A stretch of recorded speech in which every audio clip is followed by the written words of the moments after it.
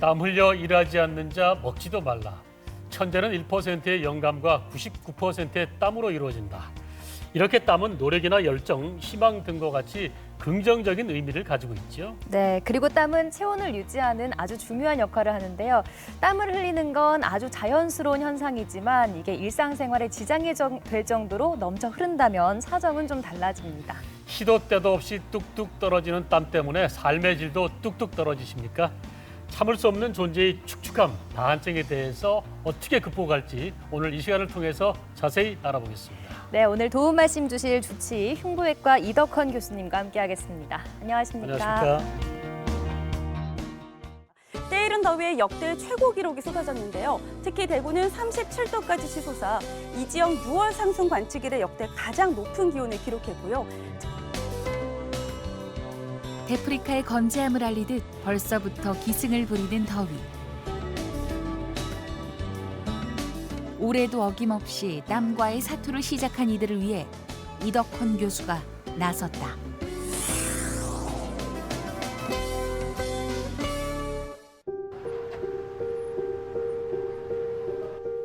중환자만 가득할 것 같은 흉부외과 외래. 가끔 이곳에는 의외의 질환을 가진 환자들이 찾아온다.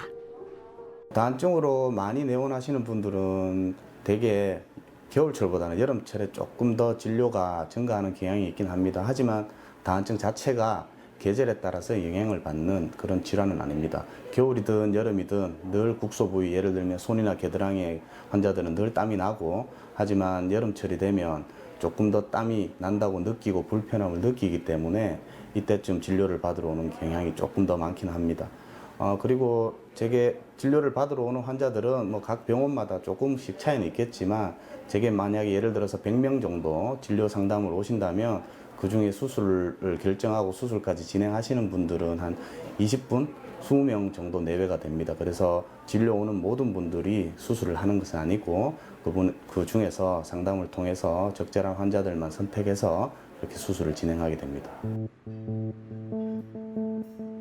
피부에서 나는 땀이 문제인 만큼 다한증이 고민인 사람은 피부과 진료를 알아보기도 하는데, 그 근본적인 원인을 제거하는 데는 흉부외과적 수술이 필요하다.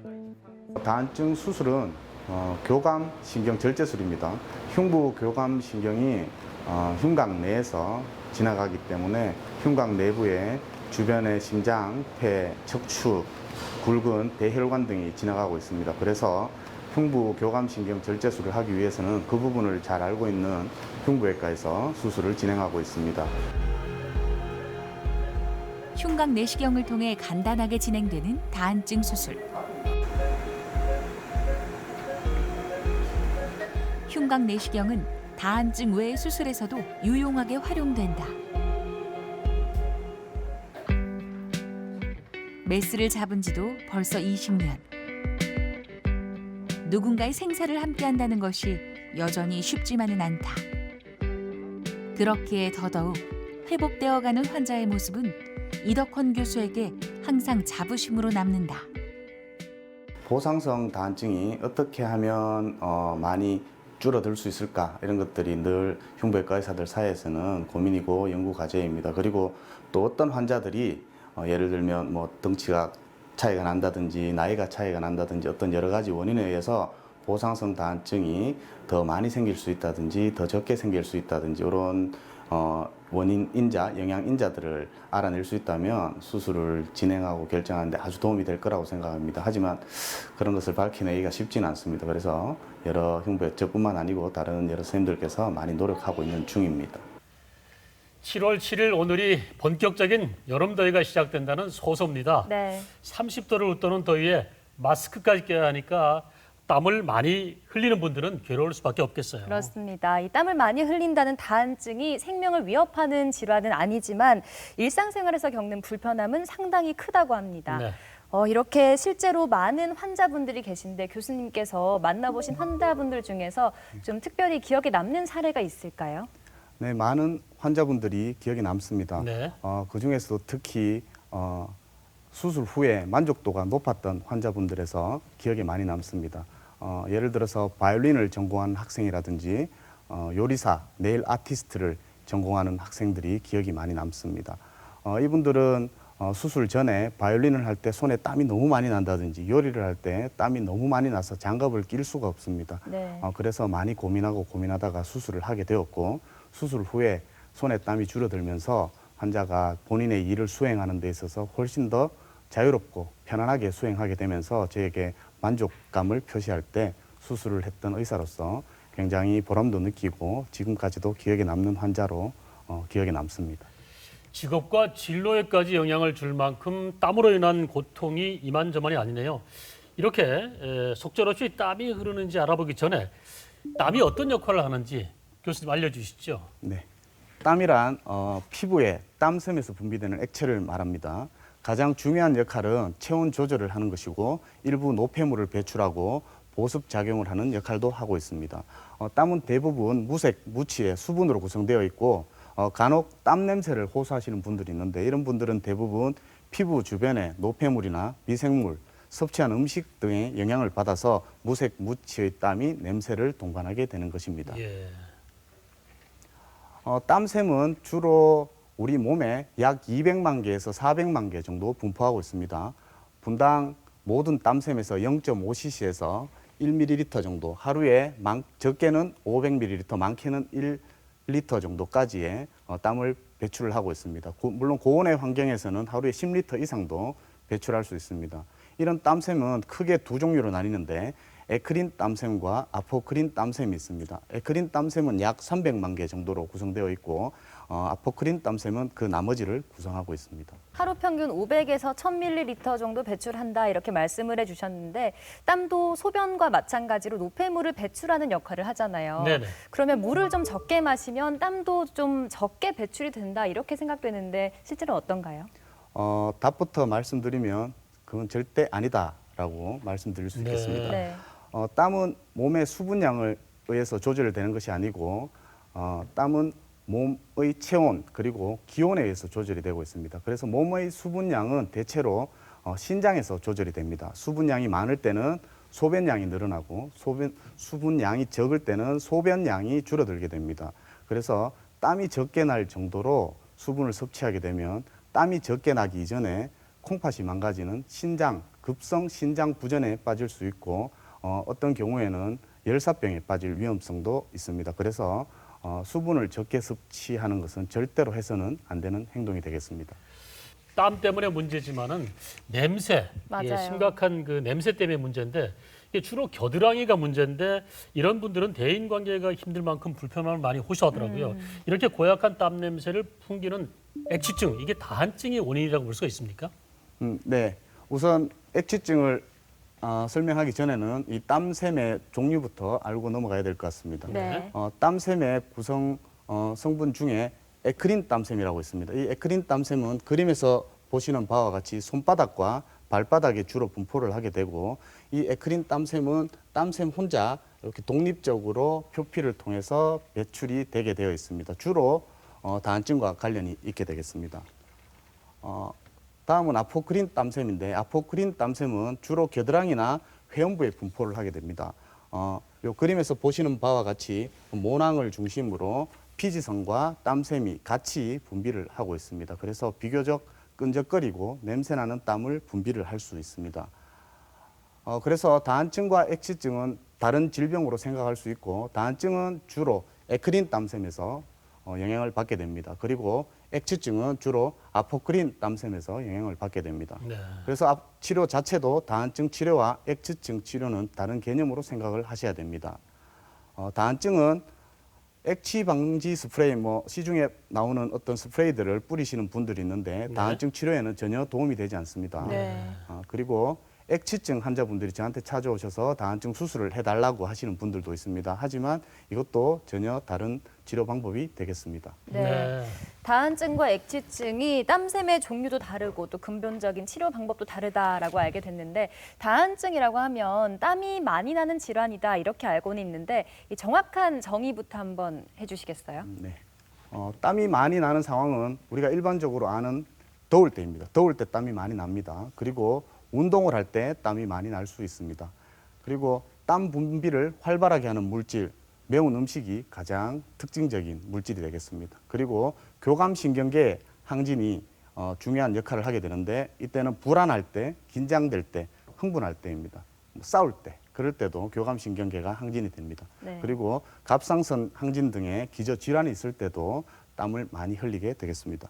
그중에서도 다한증은 우리 대한의학회에서 정의를 해둔 바를 그대로 읽어드리겠습니다. 정의는 체온을 조절하는 데 필요한 이상으로 열이나 감정적인 자극에 반응을 하여 비정상적으로 많은 땀을 흘리는 질환이다라고 정의를 하고 있습니다. 이 다한증은 전체 인구의 1%에서 5% 정도를 차지한다고 합니다. 생각보다 꽤 많은 수치라고 볼 수 있겠습니다. 네. 이런 다한증은 두 가지 종류로 크게 나뉘는데 1차성 국소 다한증과 2차성 전신 다한증으로 구분할 수 있습니다. 그림에서 보시는 바와 같이 1차성 국소 다한증은 얼굴이나 머리, 손, 발, 겨드랑이 등에 땀이 많이 나는 것을 의미하고 2차성 전신 다한증은 이 온몸에 전체에 땀이 많이 나는 것을 의미합니다. 대부분 기저질환, 갑상선이나 갱년기 장애, 신경병증이나 결핵 등등의 기저질환이 있을 때 이런 2차성 다한증이 발생할 수가 있습니다. 그중에서 1차성 국소 다한증을 세부적으로 살펴보면 원인 미상의 교감신경계 항진으로 인한 에크렌 땀샘의 과자극이라고 할 수 있습니다. 이 그림은 교감신경을 나타내는 그림입니다. 이 흉곽 내의 가슴 안쪽입니다. 가슴 안쪽에 갈비뼈, 늑골들이 있고 폐가 원래는 이렇게 있어야 되는 자리에서 폐를 약간 옆으로 밀어넣은 그림입니다. 머리에서부터 내려오는 교감신경 줄기가 갈비뼈를 따라서 쭉 머리 쪽에서 다리 쪽으로 내려가고 있습니다. 이것이 교감신경 줄기인데 이 교감신경계가 왜 항진이 되는지에 대해서는 아직까지 알 수는 없습니다. 그래도 이 원인 미상의 항진으로 인해서 땀이 많이 나게 되겠습니다. 발생 시기는 주로 소아나 사춘기 전후에 발생을 하게 되고 겨드랑이나 손, 발, 머리 쪽에 국소적으로 땀을 많이 흘립니다. 자세히 들여다보면 가족력이 있는 경우가 많습니다. 25%에서 50% 정도는 부모님이나 형제들이 있는 경우가 흔히 발견이 됩니다. 특징적으로 이런 국소 다한증, 1차성 다한증 환자들은 수면 중에는 땀을 흘리지 않는 것이 아주 특징 중에 하나로 볼 수 있겠습니다.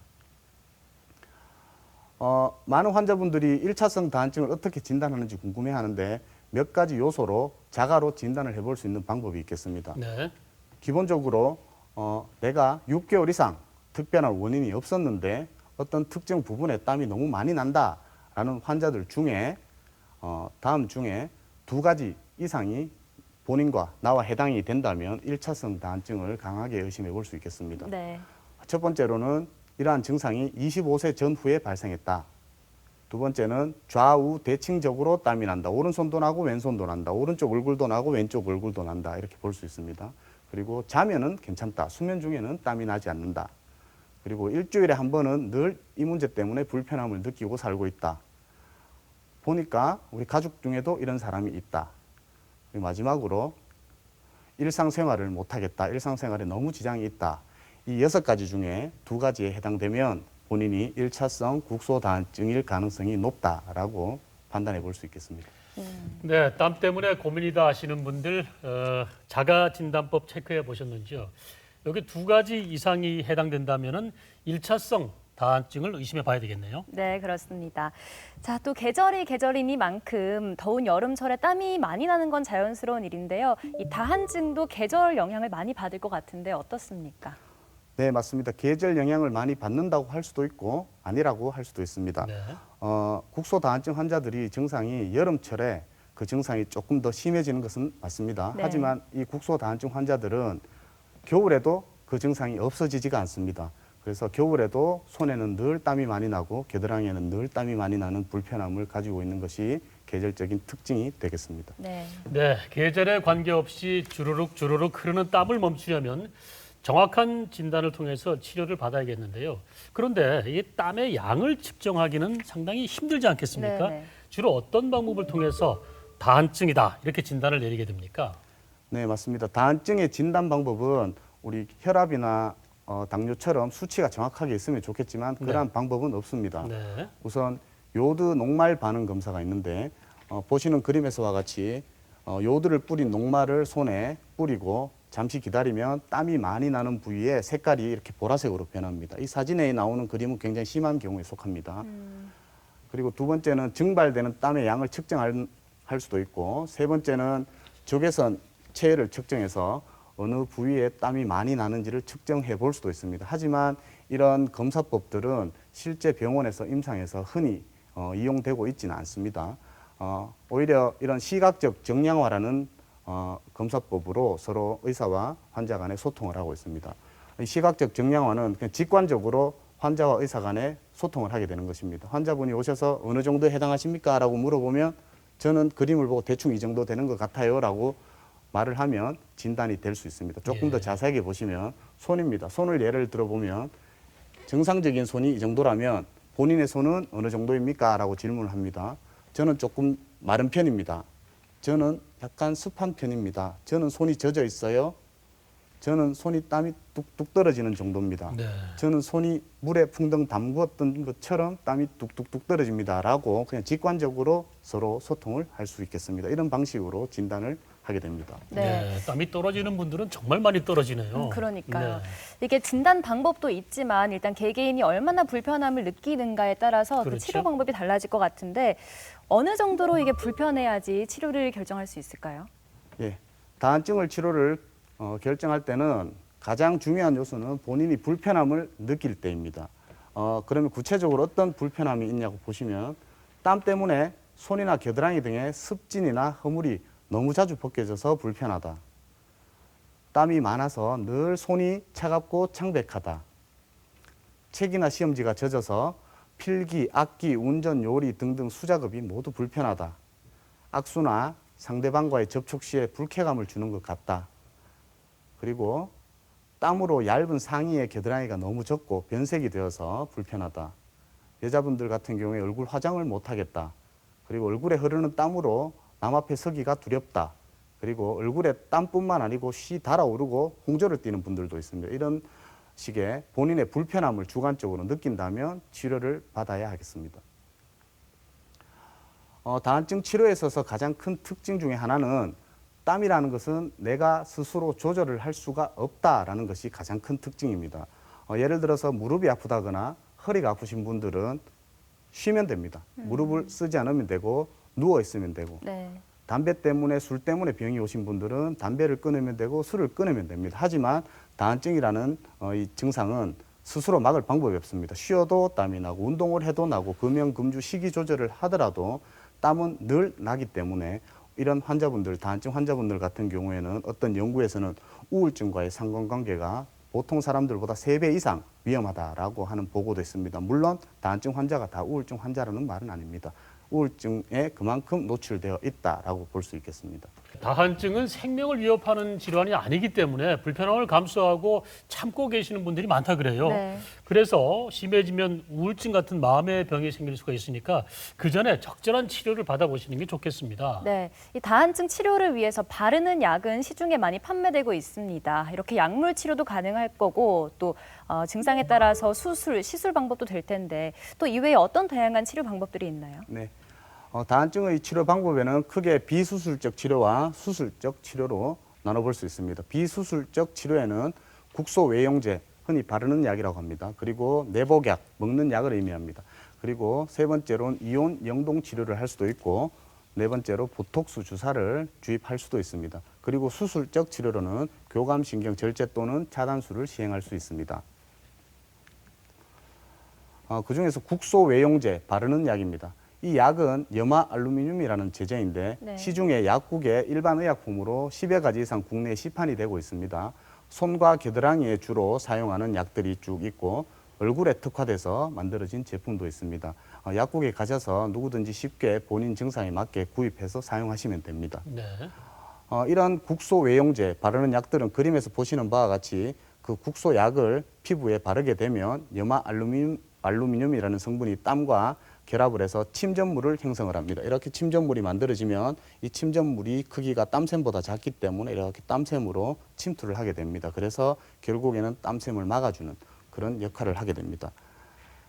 이런 국소 외용제를 바를 때는 바른 후에 그런 막아주는 효과가 나타날 때까지 6시간에서 8시간 정도 씻지 않고 유지하는 것이 중요합니다. 그래서 자기 전에, 취침 전에 바르고 그리고 취침을 하면 땀이 또 나지 않기 때문에 그 약이 효과를 잘 발휘할 수가 있습니다. 그래서 취침 전에 바르고 첫 일주일은 매일매일 발라주고 그 이후에는 일주일에 한두 번 정도 계속 보강을 해 주셔야 됩니다. 아니면 땀에서 계속 빠져나가기 때문에 보강을 해 주셔야 됩니다.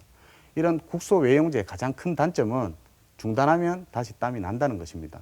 그리고 피부에 계속 많은 것을 발라주기 때문에 따끔거린다든지 빨개진다든지 하는 피부 부작용이 있을 수 있습니다. 특히나 6개월 이상 장기간 사용했을 때는 땀샘이 막힌 상태로 너무 오랜 동안 유지가 되기 때문에 실제로 조직학적으로 땀샘 자체의 변형이 오기 때문에 너무 장기적인 사용은 금하셔야 되겠습니다. 네.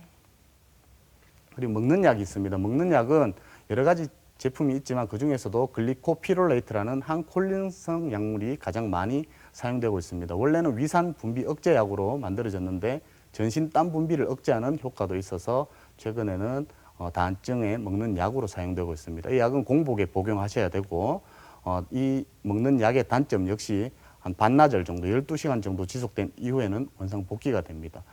이 약은 위산도 분비가 억제되고 땀도 억제가 되지만 눈도 마르고 입도 마르고 이런 증상이 같이 수반이 되고 간혹 가다가 어지러운 증상도 생길 수 있기 때문에 조금 주의를 기울여셔야 합니다. 네, 먹는 약은 눈이나 입이 마르거나 어지러움증을 동반할 수 있다고 말씀을 하셨는데 그렇다면 다한증 약 복용할 때 특별하게 주의해야 될 사항이 있다면 말씀해 주시죠. 네.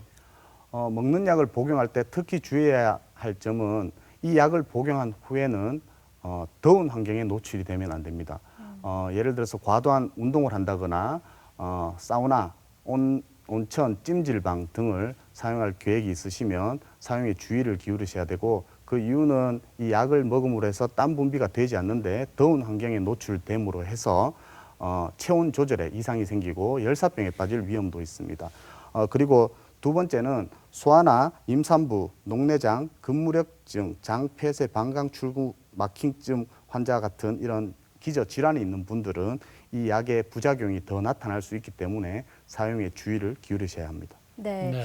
다한증 약을 복용해야겠다 싶으신 분들은 전문가와 상의를 통해서 한번 처방을 받아보시길 권해드리겠습니다. 자, TV 메디컬 약손, 삶의 질을 떨어뜨리는 다한증의 원인과 치료 방법까지 알아봤습니다.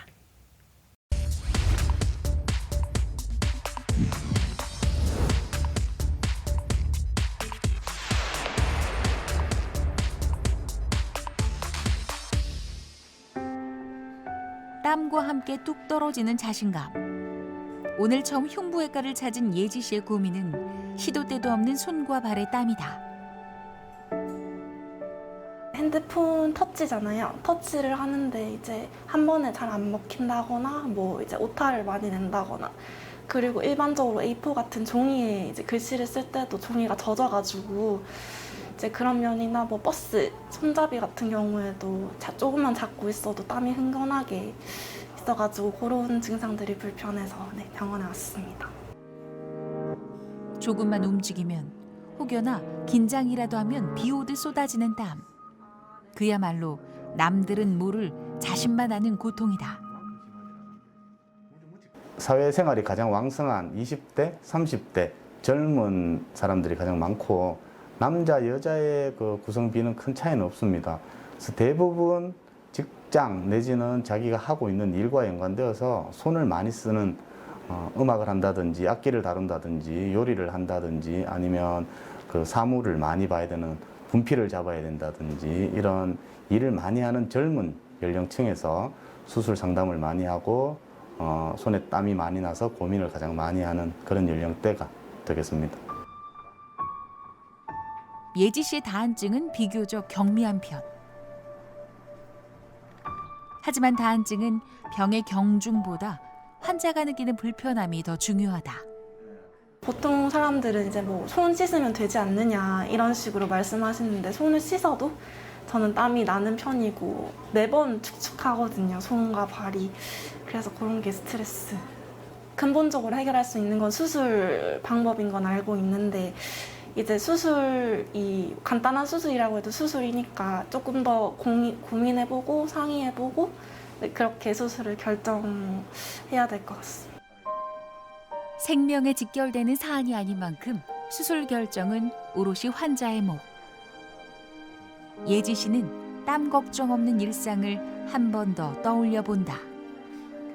이게 사소한 인간관계에서도 스트레스거든요. 뭐 악수를 한다거나 이제 뭐 손이 맞닥뜨릴 때가 있는데 그런 부분에서도 개선이 된다면 훨씬 더 좋지 않을까 생각하고 있습니다. 간단한 수술이지만 보상성 다한증이라는 문제가 생길 수 있다는 것도 사실. 그럼에도 땀 때문에 일상이 불편하다면 진지하게 수술을 고민해 보는 것도 중요하다. 다한증으로 고민하시는 분들은 수술을 받기 이전에 다른 치료들도 많이 받아보신 분들도 계십니다. 하지만 막상 수술을 받게 될 때까지 결정하기에는 많은 고민을 하십니다. 하지만 다한증 수술은 요즘은 아주 내시경으로 작은 절개로 가능하고 회복 기간도 하루면 바로 퇴원이 가능합니다. 그리고 일상생활로 바로 복귀가 가능한 안전한 수술법이기 때문에 수술 자체에 대해서는 너무 두려워하지 마시고 수술을 받으셔도 되겠습니다. 요즘 같은 여름철에 미용 목적으로 제모하는 분들 많으신데요. 이런 목적보다도요, 겨드랑이 땀 때문에 옷이 흥건하게 젖어서 그래서 제모한다는 분들도 참 많으십니다. 제모를 하면 땀이 덜 난다는 분도 계시고요. 반대로 땀이 더 난다는 얘기도 많으시거든요. 네. 교수님, 어느 게 맞는 말인지 정말로 이게 땀과 털 연관성이 있는 겁니까? 네, 서두에 말씀드린 것처럼 겨드랑이는 주로 아포크린 땀샘과 관련이 있습니다. 그래서 땀샘이 모낭과 피지성과 함께 존재하게 되는데요. 우리가 보통 제모를 할 때 표피 위에 남자들 수염 깎듯이 표피 위에 털만 제모를 하는 경우에는 표피 아랫부분에 모낭과 피지선, 땀샘은 그대로 남아 있습니다. 그런 경우에는 제모를 하더라도 다한증에는 전혀 상관이 없게 되겠습니다. 그러나 시중에 일부 모낭과 땀샘, 피지선을 영구적으로 절제하는 수술 또는 시술을 받는 경우에는 다한증이나 액취증의 일부 효과가 있을 수도 있겠습니다. 네, 그렇군요. 이게 제모가 땀을 억제하는데 완벽한 정답은 아니니까 치료를 적절한 치료법은 상담을 통해서 찾으셔야 될 것 같습니다. 그렇습니다. 자, 계속해서 비수술적인 치료법에 대해서 알아보겠습니다. 이게 수족 다한증의 경우에는 전류를 이용한 치료 방법이 있다 이렇게 들었는데 어떤 네, 방법인가요? 그렇습니다. 예. 그림에서 보시는 바와 같이 이온 영동 치료 혹은 전기 영동 치료라고도 합니다. 이 그림에서 보시는 것처럼 이 얕은 수조에 물을 담그고 낮은 전류를 흘러주게 됩니다. 손발에 전류를 흘려서 이온 물질을 분해하고 땀샘을 차단함으로써 효과를 보게 됩니다.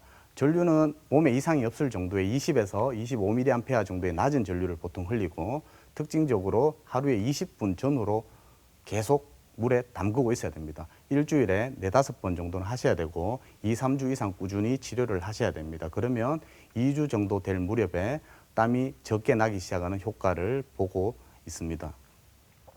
이 치료의 단점 역시 시간이 오래 걸린다는 점입니다. 젊은 학생들이 하루에 20분씩 매주 이렇게 치료를 받기 쉽지 않고 또 낮은 전류긴 하지만 전류를 흘리기 때문에 손이 따끔거린다든지 피부 자극이 된다든지 하는 단점이 있습니다. 그리고 이 치료 역시 중단하면은 원상 복귀가 되겠습니다. 네. 낮은 전류를 흘린다고 하지만은 일단 피부에 자극을 주잖아요. 네. 그러니까 피부가 좀 약한 분들은 상당히 부담스러울 것 같은데요. 이온 영동 치료가 좀 힘든 케이스, 사례 어떤 게 있을까요? 네, 맞습니다. 시술이 물에 담그고 전류를 통하는 시술법이기 때문에 피부 질환이 있는 분들은 금하시는 게 좋습니다. 네. 그리고 낮은 전류긴 하지만 전류를 흘리는 치료법이기 때문에 심장 박동기를 가지고 계신 분이나 관절에 금속 삽입물을 삽입하고 계신 환자분들은 사용을 조심하셔야 되고 오히려 이온 영동 치료를 하면 되지 않겠습니다. 네. 네. 자, 전류를 이용한 이온 영동 치료법까지 알아봤는데요. 네. 또 땀이 나는 피부 그 부위에 직접 주사하는 방법도 있지 않습니까? 네. 방법 소개해 주세요. 보톡스 주사가 제일 대표적인 방법입니다. 이 보톡스 주사는 에크린 땀샘의 교감신경 말땀부를 억제함으로써 땀의 분비를 억제하게 됩니다. 이 그림에서 보시는 바와 같이 손바닥, 겨드랑이에 촘촘히 주사를 하게 됩니다. 적게는 수십 부위, 많게는 100부위 정도까지 될 때도 있습니다. 네. 주사하고 이것도 역시 2주 정도의 땀 분비가 감소가 되게 되는데 지속 기간은 대개 6개월 전후라고 알려져 있습니다. 이 시술의 단점은 물론 마취를 충분히 하긴 하지만 네. 시술 시에 통증이 피할 수 없는 단점이 되겠고 간혹 땀샘보다 약간 깊이 주사가 될 때는 손바닥 근육이 마비되는 증상, 이렇게 완전 마비되는 것은 아니고 완력이 떨어지는 악력이 떨어지는 그런 정도의 느낌이 일시적으로 날 수는 있습니다. 그리고 감각 이상을 호소하는 경우도 간혹 있습니다. 지속적인 효과를 보려면은 6개월에서 8개월마다 반복적으로 이게 보톡 주사를 맞아야 되는 건지, 그리고 치료 기간 어느 정도 줘야지 부담이 좀 적을까요? 네. 보톡스는 몸속에서 자연스럽게 소멸이 되는 약재로 알려져 있습니다. 그래서 이론적으로는 6개월마다 주사를 맞더라도 큰 몸에 이상은 없는 것으로 알려져 있습니다. 하지만 이런 시술 과정에서 주사를 반복적으로 맞아야 되기 때문에 그런 주사로 인한 부작용이 생길 가능성은 늘 존재하고 있습니다. 그리고 일부 환자분들 사이에서는 이런 그 보톡스 치료를 계속 반복적으로 할 경우에 비용적인 문제에서 조금 부담을 느끼시는 분들도 있습니다. 네. 네. 그런데 보톡스 치료를 하게 되면은 그 부분에서는 땀이 안 날 수 있지만 또 다른 부분에서 날 수도 있다 이런 우려도 들었는데 그것도 맞는 말인가요? 네, 보톡스 치료 역시 우리 수술적 치료의 제일 큰 문제인 보상성 다한증이 나타날 수 있습니다. 그래서 보톡스 치료를 하는 그 효과가 있는 6개월 정도 되는 기간 동안 다른 부위 몸통이나 등 쪽에, 엉덩이 쪽에 땀이 조금 더 많이 나는 그런 증상을 느낄 수도 있습니다. 하지만 보톡스는 이렇게 없어지는 성분이기 때문에 네. 없어지고 나면 다시 원래대로 대체로 돌아옵니다. 네, 비수술적인 치료로도 효과를 크게 보지 못하거나 아니면 정도가 심한 다한증의 경우에는 수술적인 치료까지 나아가야 될 텐데요. 땀이니까 피부과 쪽 수술을 해야 되지 않나 싶은데 이게 흉부외과 쪽 수술이라고요. 네, 다한증을 흉부외과에서 수술한다고 하면 참 의아해 하시는 분들이 많습니다. 네. 네. 일반적으로 흉부외과라고 하면 떠오르는 것이 심장수술, 폐수술, 중증 외상수술 등등 위험하고 무섭고 어려운 수술을 하는 과다라고 알려져 있는데 다한증 수술을 왜 흉부외과에서 하지라고 궁금해하시는 분들이 많습니다. 이유는 다한증 수술은 교감신경 절제술입니다. 이 교감신경 절제술은 가슴 안에 심장 옆에, 폐 옆에 굵은 혈관 옆에 교감신경이 가느다랗게 지나가고 있습니다. 그렇기 때문에 이 부위를 가장 잘 아는 흉부외과에서 오래전부터 다한증 수술, 교감신경 절제술을 시행해 오고 있습니다. 예. 흉부외과 영역에서는 지금 현재는 거의 모든 수술을 흉곽 내시경을 통해서 하고 있습니다. 일반적으로 복강에서 하면 복강경, 가슴에서 하면 흉곽경이라고 표현을 하고 있습니다. 오늘 주제인 다한증 수술은 당연히 흉곽경 수술을 하고 있고 그 외에 폐암 수술, 기흉 수술, 종격동 종양 수술 등등 대부분의 흉부외과 영역의 수술을 지금은 흉곽경 수술로 하고 있습니다. 다한증 수술은 수술 당일날 퇴원을 할 수가 있습니다. 그 외에 기흉 수술, 종격동 수술은 수루 입원 기간이 하루 이틀 정도밖에 되지 않고 최근에는 폐암 수술도 입원 기간이 3일에서 5일 정도면 충분한 것으로 되어 있습니다. 다한증을 수술적으로 치료할 때 교감신경 절제술을 시행하게 됩니다. 이 교감신경 절제술은 2번, 3번, 4번, 5번 늑골 부위의 교감신경을 절제하게 됩니다. 그림으로 보시면 오른쪽 편은 오른쪽 가슴 안입니다. 왼쪽 편은 왼쪽 가슴 안입니다. 이 하얀 부분들이 갈비뼈가 되겠습니다. 네. 늑골이 2번, 3번, 4번 갈비뼈, 왼쪽 2번, 3번, 4번, 5번 갈비뼈입니다. 그 갈비뼈 옆으로 이렇게 하얀 줄기가 내려오고 있습니다. 네네. 하얀 줄기가 내려오고 있는데 이 신경이 교감신경 줄기가 되겠습니다. 네.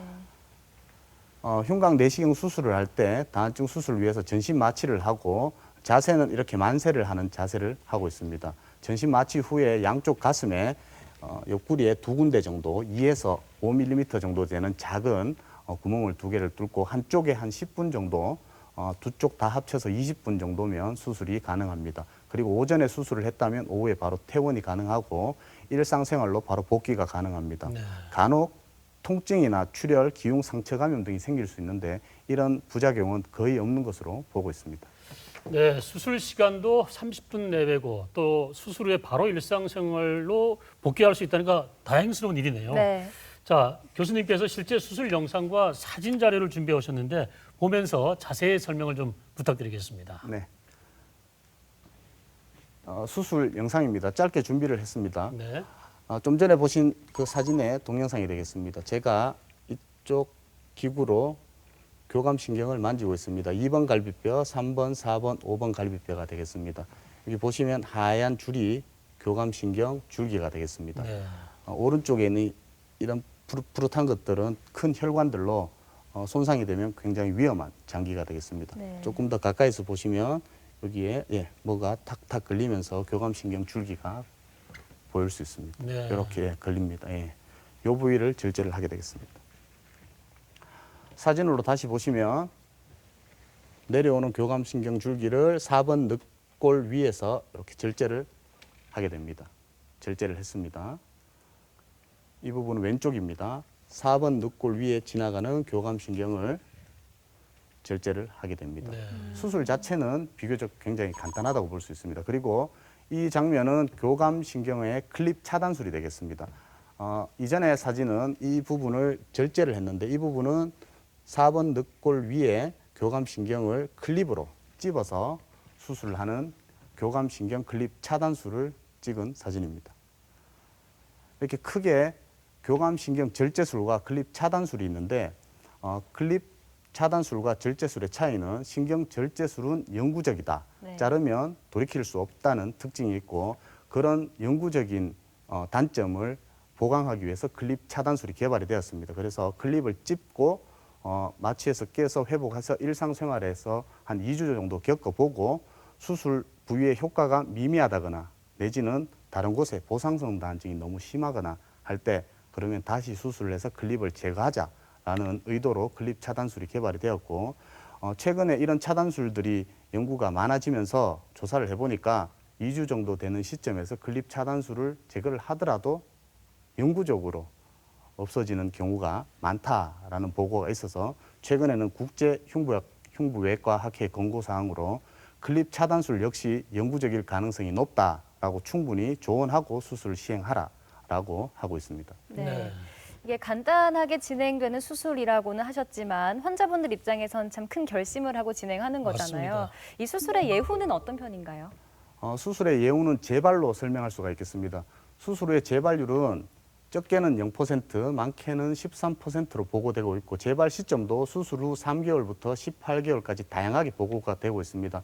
이런 이유는 다한증의 보고들이 기간도 다양하고 방법도 연구를 했는 국가도 다양하기 때문에 이 재발률의 퍼센트와 시점이 다양하게 형성이 되어 있지만 통상 이 정도라는 느낌을 가지시면 될 것 같습니다. 이런 재발을 하는 가장 큰 이유는 첫 번째로 신경을 덜 잘랐기 때문에 발생하는 경우가 많습니다. 네.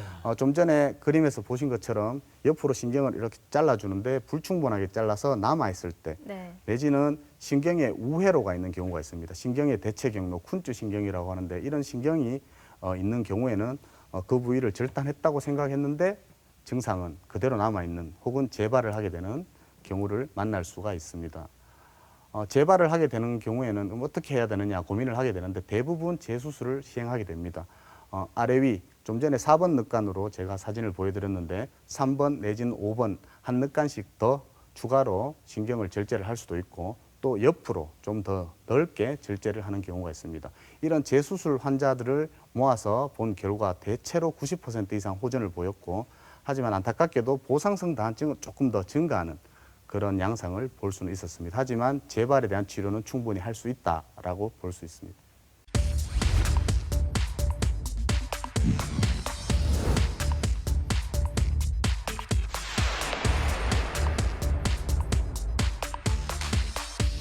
평소에 약간 긴장을 하게 되면 땀이 나서 몸도 부쩍고 얼굴에 화장도 많이 지워지고 그래요. 그래서 좀 불편해요.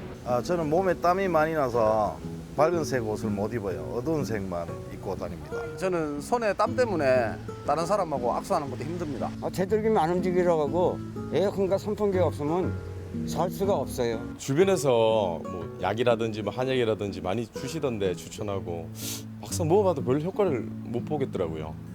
땀이 안 나오게 하는 수술이 있다고 하는데 그게 효과가 있을지 궁금합니다. 데프리카 대구 시민들의 숙명이라고 해야 할까요? 많은 분들이 이 여름 땀과의 전쟁에서 고군분투하고 계시네요. 네, 일상생활에서 불편함을 겪을 정도라면 전문가의 상담을 받고 적절한 치료법을 찾아야 될 텐데요. 흘러 넘쳐서 문제인 이 다한증, 저희 약손 상담실 통해서 한번 알아보겠습니다. 네, 첫 번째 사연 함께 만나보시죠. 초등학교 4학년인 딸아이가 손 다한증이 심한데요. 손에 수도꼭지가 달린 것처럼 땀을 흘려서 연필을 쥐고 있기도 힘들 정도입니다. 바르는 약을 써봐도 소용이 없어서 전류를 이용한 이온 영동 치료를 생각하고 있는데요. 이 치료가 아이의 성장 호르몬에는 영향이 없을까요? 네, 아이가 손 다한증 때문에 친구들 사귀는데도 좀 소심해지고 성격 네. 또한 소심해지고 있다고 합니다. 부모 입장에서는 걱정일 수밖에 없을 텐데 이런 어린 친구들도 이온 영동 치료를 받을 수 있는 건가요? 네, 이온 영동 치료 자체는 이론적으로 어린이에게 사용해도 별다른 문제는 없는 것으로 보고되고는 있습니다. 네. 하지만 그 연구가 많지는 않은 실정이긴 합니다. 그런데 문제는 어린 아이가 비교적 긴 시간 20분 동안 수조에 물을 담그고 있고 그리고 매주 2주 이상, 4주 이상 꾸준히 치료를 잘 따르는 것이 굉장히 어려운 일일 수도 있습니다. 그리고 소아인 경우에는 굉장히 빠르게 성장하는 시기이기 때문에 이 손 다한증이 일시적인 현상일 수도 있습니다. 그래서 사춘기가 지나고 조금 더 성장할 때까지 부모님께서는 너무 조급해하지 마시고 조금 기다려 보는 것이 어떨까 하는 추천을 해드립니다. 네, 성장기의 신체 변화 과정일 수 있으니까 너무 걱정하지 마시고 조금 더 아이의 상태를 지켜보시는 게 또 중요할 것 같습니다. 네. 자, 다음 사연도 만나보겠습니다. 50대 중반의 여성인데요. 매일 밤 잠자리에 들 때마다 이부자리며 속옷이 축축해질 정도로 땀을 흘립니다. 일상생활을 할 때는 이렇게 심하게 땀을 흘리지는 않는데 왜 밤마다 땀이 흥건하게 나는 걸까요? 앞서서 자한증 자가진단 기준에 수면 중에는 땀이 나지 않는다 이런 항목이 네. 있었어요. 그런데 이분처럼 잠을 잘 때 땀이 많은 증상, 이것도 다한증의 증상으로도 봐야 되나요? 네, 우선 밤에 수면 중에 땀이 나지 않으면 1차성 다한증은 아닌 것은 맞습니다. 네. 하지만 수면 중에 땀이 많이 날 때는 다른 원인이 없는지 우선 찾아봐야 되겠습니다. 가장 우리나라에서 흔한 경우는 결핵이라고 볼 수 있겠습니다. 결핵이 있는 환자들은 밤에 미열이 나면서 식은땀이 많이 흘리는 경우가 있습니다. 그리고 당뇨 환자들 같은 경우에 당뇨 저혈당에 빠져서 밤에 수면 중에 식은땀을 많이 흘리는 경우도 있습니다. 그리고 중년 여성에서 폐경기 이후에 호르몬 불균형으로 밤에 땀이 많이 나고 이분들은 뭐 낮에도 땀이 많이 나는 경우도 있을 수 있겠습니다. 그 외에는 드물지만 중증 감염병이나 악성 종양이 내재되어 있을 때 수면 중에 땀을 많이 흘리는 증상이 발생할 수도 있습니다. 그렇지만 이런 질병들보다도 대체로 흔히 나타나는 것은 신체적으로 많은 스트레스를 받았다거나 최근에 피로가 많이 누적이 되어서 만성 피로 누적이 있어서 몸이 전체적으로 쇠약해 있을 때 밤에 땀이 나는 경우를 더 많이 만날 수 있습니다.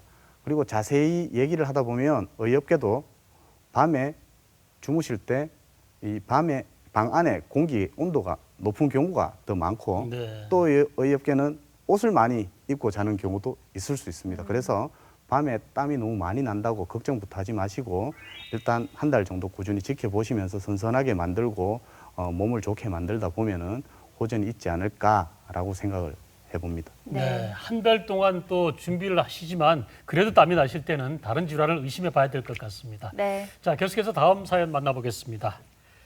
20대 남자인데요. 긴장을 하면 얼굴에 비가 오듯 땀이 줄줄 흐릅니다.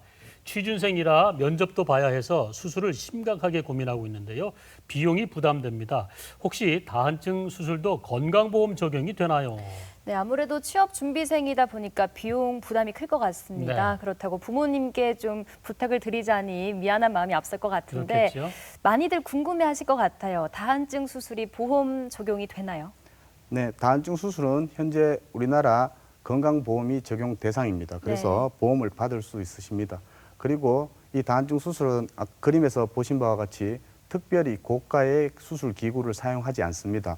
그래서 다한증 수술 비용은 환자들께 여쭤보면 크게 부담은 갖지 않는 정도라고 볼 수 있겠습니다. 환자분 같은 경우 20대 남자라고 질문하신 분 같은 경우에는 비용이 굉장히 주관적인 것이기 때문에 제가 비용이 어떻다고는 말씀드리지 못하겠지만 이 정도 땀에 비가 오듯이 이렇게 얼굴에 난다면 수술을 진지하게 한번 고려해 보시는 것을 추천드리고 싶습니다. 네. 일단 치료 잘 받으셔서 취업에도 성공을 꼭 하셨으면 좋겠습니다. 네. 자, 다음 사연도 만나보겠습니다. 발에 열이 자주 느껴지고 항상 땀이 차서 양말이 축축하게 젖고 냄새도 좀 심합니다.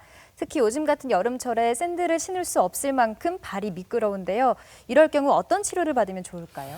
이분 같은 경우는 외부에서 신발 벗기가 굉장히 힘들다 그래요. 네. 그래서 평소에 양말을 두서 컬레씩은 갖고 다니신다 그러는데 정말 불편함이 이만저만이 아닐 것 같아요. 이분에게 어떤 치료를 권장해 주면 좋을까요? 네, 이 족부 다한증, 발 다한증입니다. 이 족부 다한증과 발 다한증으로 불편해하시는 분들도 굉장히 많은데요. 아직까지 원인이 밝혀지진 않았지만 이 손 다한증을 수술을 받거나 보톡스나 이온 영동 치료를 했을 때 희한하게도 발에도 땀이 줄었더라라고 말씀하시는 분들이 꽤 있습니다. 아직까지 왜 그런지는 원인은 밝혀지지는 않았습니다. 하지만 엄밀히 말할 때 발 다한증을 발생시키는 부위와 손 다한증을 발생시키는 부위는 다릅니다. 발 다한증 수술은 대체로 복강 내로 접근을 해서 요추 부위를 지나는 교감신경을 절단하거나 차단하는 수술을 시행하게 됩니다. 아직까지 발 다한증에 대한 그 수술의 경험이나 그 양이 전 세계적으로도 많지 않기 때문에 손 다한증만큼 이렇게 널리 시행되고 있지는 않습니다. 하지만 일부 몇몇 나라에서는 족부 다한증에 대해서 수술을 아주 왕성히 시행하는 국가도 있고 그 나라에서 수술의 성적을 좋은 결과를 많이 발표하는 논문들도 발표되고 있습니다. 최근에는 국내에서도 조금씩 발 다한증을 수술하는 기관들이 조금씩 늘어나고 있고 성적을 조금씩 발표는 하고 있습니다. 하지만 아직까지는 손 다한증에 비하면 발 다한증에 대한 결과는 장기적인 결과가 완벽히 있지는 않기 때문에 수술을 받으시라고 이렇게 권하기도 조금 애매하고 조금 조심스럽게 접근을 해야 되지 않을까 생각을 해봅니다. 네. 일단 뭐 생활이 불편하시면 조심스럽게 전문의와 상담을 해보시는 것도 도움이 될 것 같습니다. 자, 다음 사연 또 만나보겠습니다. 유독 겨드랑이에 땀이 많이 나고 냄새도 많이 납니다. 땀이 나면 옷의 겨드랑이 부분이 흠뻑 젖을 뿐 아니라 누렇게 변해서 흰색 티셔츠가 입는데 엄두도 못 내는데요. 이런 증상 때문에 대중교통 이용도 힘들고 사회생활에서도 큰 어려움을 겪고 있습니다. 저는 어떻게 하면 좋을까요? 네, 특히 요즘 같은 여름철에 이런 고민하는 분들 많으실 겁니다. 네. 네, 땀이 많이 나서 유독 겨드랑이 부분에 옷이 누렇게 변한다 이런 이야기를 많이 들었는데 정상적인 땀은 무색무취라고 알고 있는데 이런 분들은 어떤 진단을 드려야 될까요? 네, 땀의 색깔이 비치는 이런 증상을 색한증이라는 표현을 합니다. 네. 통상적으로 많이 쓰는 표현은 아닌데 이런 색한증은 내인성 색한증이 있을 수 있고 외인성 색한증이 있을 수가 있습니다. 내인성 색한증은 땀 자체가 색깔을 띠는 다한증을 말합니다. 이 간질환이 있는 환자에서 황달기가 있는 누런색 땀을 흘리는 경우도 있고 결핵 환자에서 리판핀이라는 약이 있습니다. 그런 약을 복용하게 되면 소변도 오렌지빛으로 나오고 눈물도 오렌지빛으로 나오고 땀도 오렌지빛으로 나는 경우가 있습니다. 그 외에도 중증 암종이나 감염 질환에서 아주 드물게 색깔 있는 땀이 분비가 된다는 보고가 있지만 주변에서 흔히 볼 수는 없습니다. 대부분 이런 색한증은 내인성 색한증보다는 외인성 색한증의 경우가 많습니다. 외인성 색한증은 무색, 무취의 땀이 분비가 되었는데 표피에 있는 노폐물이나 미생물, 곰팡이들과 이렇게 상호작용이 이루어져서 색깔이 변하게 되고 누렇게 변하게 되고 흰 옷을 입었는 경우에는 옷까지도 변색이 될 정도로 이렇게 색깔이 변하는 것을 외인성 색한증이라고 할 수 있겠습니다. 질문을 하신 분 정도 되어서 일상생활이 불편하고 대중교통도 이용하기 힘들 정도라면 너무 고민하지 마시고 여러 가지 치료 방법이 있기 때문에 내원하셔서 상담을 받으시고 적극적으로 치료를 해보기를 추천을 드립니다. 네. 네. 본인의 땀이 조금 이상할 정도로 다양한 색이 난다 하시는 분들은 내원하셔서 진단을 그래요. 받으셔야 될 것 같아요. 자, 다음 사연도 만나보겠습니다. 키 180cm에 몸무게가 100kg이 넘는 비만 체형입니다. 환경이 변하거나 답답할 때 헤어라인을 시작으로 땀이 비 오듯이 나고요. 조금만 걸어도 머리가 젖을 정도입니다. 회사 생활이 힘들 정도여서 수술을 생각하고 있는데요. 다한증 수술을 받으면 다른 부위에 땀이 더 난다고 들었습니다. 정말 그런가요? 네, 앞서 수술적 치료에서 수술 후 다른 부위에 땀이 나는 보상성 다한증에 대해서 교수님께서 잠깐 언급을 네. 해주셨거든요. 보상성 다한증 좀 더 자세히 알아보겠습니다. 자료화면 보시면서 설명해 주시죠. 네, 보상성 다한증이라고 하는 것은 수술 후에 원하는 부위 말고 다른 부위에 땀이 더 많이 나는 수술 전보다 땀이 더 많이 나는 상태를 말합니다. 네. 수술 후에 몸통이나 가슴, 허벅지, 엉덩이 등의 이 넓은 부위에 땀이 더 많이 나게 되는 그런 상태를 보상성 다한증이라고 하는데 이 보상성 다한증의 발생 빈도는 10%에서 90%라고 합니다. 되게 수치가 조금 이상한데 네. 이것은 연구에 따라서 질문의 차이에 의해서 이렇게 결과가 달라질 수가 있습니다. 이 질문이 수술 후에 다른 부위에 땀이 늘었나라고 질문을 하면 대부분의 환자들은 땀이 늘었다라고 대답을 하면서 발생 빈도가 올라가게 되어 있습니다. 그런데 한편 다른 부위에 땀이 늘어서 불편한가라고 질문을 바꾸면 불편하지는 않다라는 대답으로 보상성 다한증의 발생 빈도가 다소 줄어드는 쪽으로 나올 수가 있습니다. 그래서 실제로 환자들을 만나보면 땀이 늘긴 했지만 생활에 불편하지는 않다라고 말하는 분들이 대부분입니다. 그리고 다한증의 수술 부위에 따라서 발생 빈도와 정도도 조금 다릅니다. 대부분 손 겨드랑이 다한증을 수술하기 때문에 이런 손 겨드랑이 다한증 환자에서는 보상성 다한증의 발생 빈도가 확연히 적습니다. 그렇지만 얼굴이나 머리 다한증 환자를 수술한 후에는 보상성 다한증이 비교적 많은 것으로 알려져 있습니다. 그래서 이 보상성 다한증이 항상 수술을 상담을 할 때 이슈가 되는 문제입니다. 환자분들이 질문을 합니다. 제가 수술을 하면 보상성 다한증이 얼만큼 생길까요? 라고 질문을 하는데 안타깝게도 정확한 방법은 없고 이 의사들 사이에서도 가장 중요한 연구 과제 중에 하나입니다. 제가 수술 후에 보상성 다한증이 생긴 것 같은데 이게 시간이 갈수록 줄어들까요? 점점 심해질까요? 라고 질문하시는 환자분들이 많습니다. 네. 이런 경우에는 대체로 보면 수술 후에 2주에서 3개월 동안은 그 부위와 정도가 오락가락하게 됩니다. 그리고 3개월이 지나면서부터는 대체로 보상성 다한증이 발생하는 양상이 고착화되는 경향이 있습니다. 그래서 한 부위에 중점적으로 나고 양도 그 정도 나는 것이 앞으로 이 이후에는 그냥 비슷하게 유지된다고 보면 되겠습니다. 그래서 다행히 그 증상이 심하지 않으면 지내면 되는데 심할 때는 어떻게 해야 될까 굉장히 고민이 많습니다. 그것도 숙제이고요.